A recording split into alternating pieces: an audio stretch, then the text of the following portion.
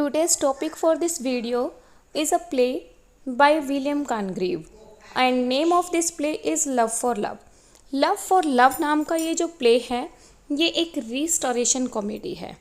अब restoration comedy क्या होता है? रिस्टोरेशन कॉमेडी होती है, इन्हें कॉमेडी ऑफ मैनर्स भी कहा जाता है. इन कॉमेडीज़ को रिस्टोरेशन पीरियड में लिखा गया और प्रीमियर किया गया, इसी वजह से इन्हें रिस्टोरेशन कॉमेडी कहा जाता है. अब ये रिस्टोरेशन पीरियड में लिखी गई, तो रिस्टोरेशन पीरियड कब से कब तक था? 1660 से लेकर 1710 का जो समय था उसे हम रिस्टोरेशन पीरियड कहते थे. ये वो समय था जब थिएटर 18 सालों के लिए बैन होने के बाद फिर से रीओपन हुए थे. जो थिएटर्स थे 1660 में रीओपन हुए थे 18 ईयर्स के बैन के बाद. अब थिएटर्स को प्यूरिटन पीरियड में बंद कर दिया गया था. 1842 में सिविल वॉर स्टार्ट हुआ इंग्लैंड में किंग चार्ल्स वन के सपोर्टर्स के बीच में और पार्लियामेंट के सपोर्टर्स के बीच में, जिसकी वजह से डिस्टरबेंस को या फिर हम कहेंगे डिसऑर्डर को रोकने के लिए थिएटर्स को बैन कर दिया गया. बिकॉज जो थिएटर्स थे वो कम्युनिकेशन का या लोगों तक किसी चीज़ को फैलाने का एक साधन थे उस टाइम पर, तो इस वजह से थिएटर्स को बैन कर दिया गया और ये बैन 18 ईयर्स तक रहा, जिसके वजह से प्रोफेशनल थिएटर परफॉर्मर्स, मैनेजर्स और राइटर्स को काफ़ी प्रॉब्लम आई. ठीक है, तो हमें समझ आया कि जो बैन था वो 18 ईयर्स के लिए क्यों लगाया गया, और इस 18 ईयर के बैन के बाद जब थिएटर फिर से स्टार्ट हुए तो वो टाइम था रिस्टोरेशन पीरियड की स्टार्टिंग का टाइम. इस टाइम पर जो कॉमेडीज़ लिखी गई उन्हें रिस्टोरेशन कॉमेडी या फिर कॉमेडी ऑफ मैनर्स कहा गया, और इसी टाइम पर लिखी गई विलियम कॉनग्रीव की ये कॉमेडी जिसका नाम था लव फॉर लव. अब जो विलियम कॉनग्रीव थे ये कौन थे? ये एक इंग्लिश प्ले रीड थे. राइट, चलिए स्टार्ट करते हैं अपने प्ले की समरी लव फॉर लव को. इस प्ले को हम कॉमिकल फार्स की कैटेगरी में रखते हैं. मतलब जो लव फॉर लव है वो क्या है? कॉमेडी तो है, लेकिन कॉमेडी का कौन सा टाइप है? कॉमिकल फार्स है. अब जो कॉमिकल फार्स है वो क्या होता है? कॉमिकल फार्स एक मजाकिया और बेतुकी चीज़ों से भरा हुआ प्ले होता है. ऐसी मजाकिया और बेतुकी चीज़ें जिनको देखकर ऑडियंस हंसती है. ये जो प्ले होता है ये ज़्यादा सक्सेसफुल थे अपने टाइम पर, काफ़ी सक्सेसफुल थे. और अगर लव फॉर लव की बात करी जाए तो ये प्ले भी एक फार्स था और बहुत सक्सेसफुल था अपने टाइम पर. आज के टाइम पर विलियम कॉनग्रीव के दूसरे जो प्लेज हैं वो काफ़ी पॉपुलर हैं, खासकर the way of the world बहुत फेमस है. लेकिन उस टाइम पर the way of the world से भी ज़्यादा सक्सेसफुल रहा था ये प्ले. चलिए स्टार्ट करते हैं प्ले की स्टोरी को. इस प्ले का एक कैरेक्टर है जिसका नाम है वैलेंटाइन.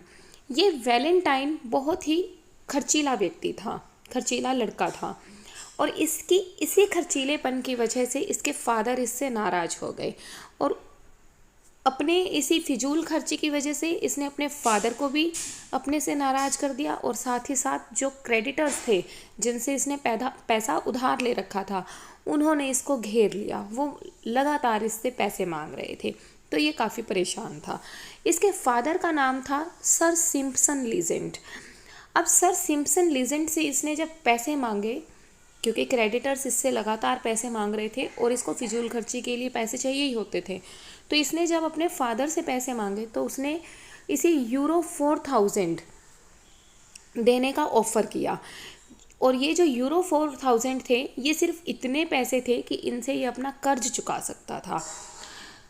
तो अब ये जो यूरो 4000 थे इसको लेने के लिए वो बहुत खुश नहीं था, लेकिन फिर भी फादर ने कहा वो उसे यूरो 4000 देगा, लेकिन बदले में उसको एक बॉन्ड साइन करना पड़ेगा जिसमें उसको अपने यंगर ब्रदर बैन के लिए जो इनहेरिटेंस है उसको राइट देना होगा. मतलब अभी तक जो ये वैलेंटाइन था इसका राइट था फादर की प्रॉपर्टी पर, इनहेरिटेंस पर, लेकिन अब कहता है कि मैं तुम्हें 4000 यूरो दे दूंगा अगर तुम अपने छोटे भाई को इस इनहेरिटेंस के ऊपर अधिकार जमाने का हक देते हो और साइन करते हो.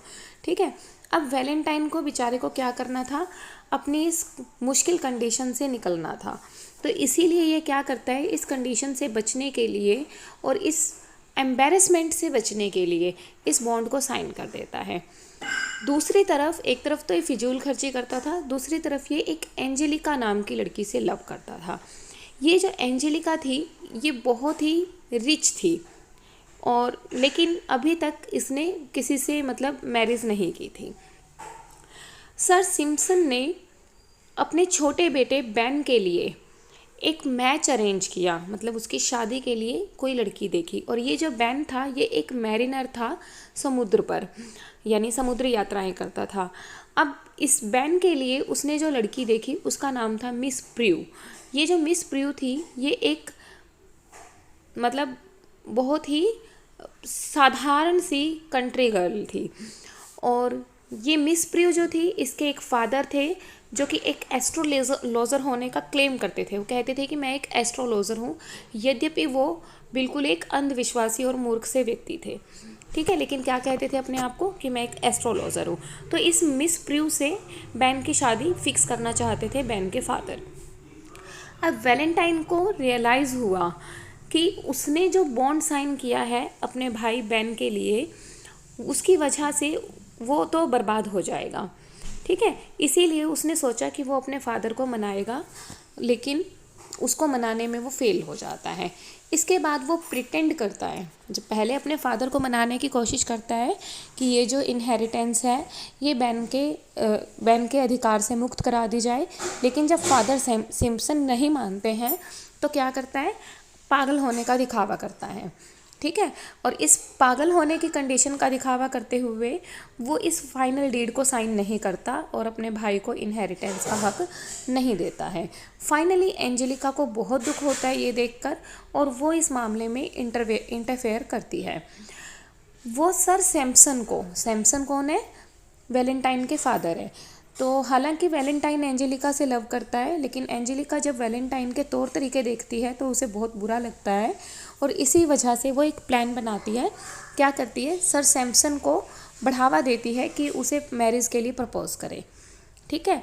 और जब सर सैमसन मैरिज के लिए एंजेलिका को प्रपोज करता है तो वो दिखावा करती है कि उसने एक्सेप्ट कर लिया।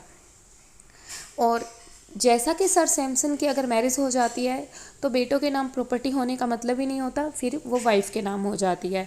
तो इस तरह से जो पोजेशन है संपत्ति का वो वैलेंटाइन के बॉन्ड से भी मुक्त हो जाता है और एंजेलिका के पास चला जाता है। अब वैलेंटाइन बहुत ही निराश होता है ये जानकर कि एंजेलिका उसके फादर से शादी करने वाली है और डिक्लेयर करता है कि वो इस कन्वेंस को यानी कि अपने इस इनहेरिटेंस को अपने भाई के लिए साइन करने के लिए तैयार है।